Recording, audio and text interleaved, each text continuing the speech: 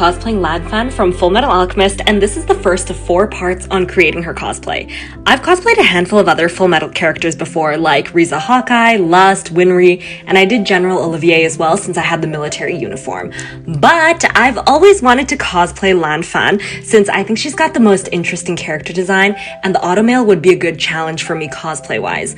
Because all the others, they were relatively easy to buy or throw together out of closet items. So I started by wrapping my upper body with saran wrap and then applying strips of paper tape on top so I could create a pattern for the upper body armor. This armor essentially has 2 sides, a front and a back, both of which have this sort of shape. I then use foam for the interior and wrap it all with leather. This took a bit of trial and error to get the right size, but once I did and I found the right size, I traced out a piece of leather that was a little bit larger.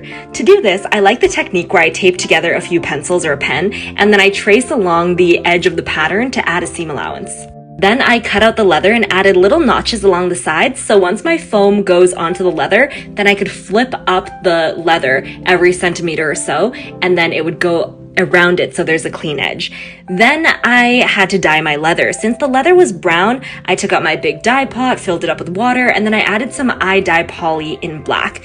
Then I put in the 2 pieces and used a wooden dowel to stir it around. Whenever you dye fabric, you'll want to dye it to a point where it's a little bit deeper and a little more saturated than the actual shade that you want, because once you rinse it out, it does lighten a bit with the water.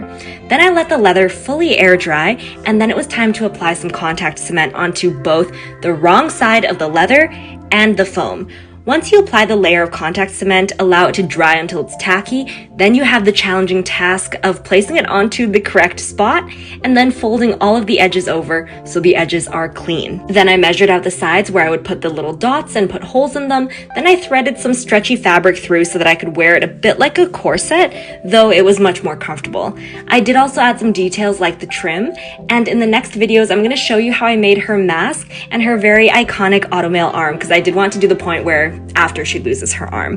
If you are relatively new to foam armor, working with leather, or dyeing fabric, I do think this is a great project to start with because it's not particularly challenging, the shapes are relatively straightforward, and you can learn a lot by doing projects like these that don't challenge you too much. Here's what I look like wearing the rest of the cosplay and with my cosplay duo partner who was cosplaying Ling.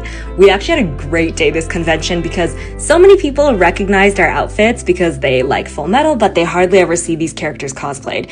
And my outfit was actually really comfortable, even though it was the middle of summer and I'm wearing foam and leather, and it just didn't feel too tight or too warm. As usual, here are some of the final photos, and please let me know what you think. Thanks for watching.